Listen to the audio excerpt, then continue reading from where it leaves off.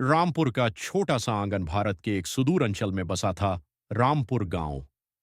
रामपुर प्राकृतिक रूप से बेहद खूबसूरत था। चारों तरफ हरियाली, ऊंचे ऊंचे पीपल और बरगद के पेड़, और गांव के किनारे से कलकल करती बहती एक छोटी सी नदी। लेकिन इस प्राकृतिक सुंदरता के पीछे छिपा था एक कड़वा सच।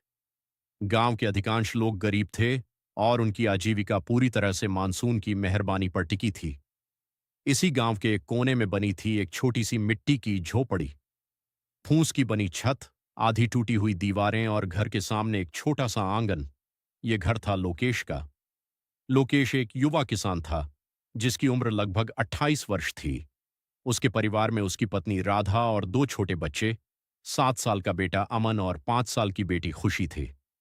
लोकेश के पास विरासत में मिली सिर्फ 2 बीघा बंजर और पत्थरीली जमीन थी। वह जमीन गांव के ऐसे हिस्से में थी जहां पानी पहुंचाना सबसे कठिन काम था। लोकेश का रंग धूप में काम करने के कारण सांवला पड़ चुका था। हाथों में कुदाल और फावड़ा चलाते चलाते खड़े घट्टे पड़ गए थे, और पैरों की बिबाइयां उसके कड़े संघर्ष की गवाही देती थीं। लेकिन उसकी आंखों में एक अजीब सी चमक थी, एक ऐसी चमक जो हर असफलता के बाद फिर से खड़े होने का हौसला देती थी। उसका दिन सुबह 4 बजे मुर्गों की पहली बांग के साथ शुरू होता था।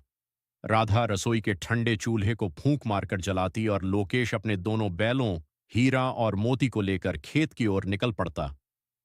हीरा और मोती भी लोकेश की तरह ही बूढ़े और कमजोर हो चुके थे, लेकिन वे लोकेश के सुख दुख के सच्चे साथी थे।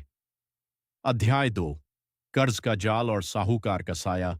एक गरीब किसान की जिंदगी में सिर्फ मौसम ही दुश्मन नहीं होता, बल्कि समाज के कुछ रसूखदार लोग भी उसका खून चूसने के लिए तैयार रहते हैं। रामपुर गांव का सबसे अमीर और क्रूर व्यक्ति था लाला धनीराम। लाला धनीराम पूरे गांव को ऊंचे ब्याज दरों पर कर्ज देता था, और जब कोई गरीब किसान कर्ज नहीं चुका पाता तो वह उसकी जमीन पर कब्जा कर लेता था। लोकेश के पिता ने अपनी बीमारी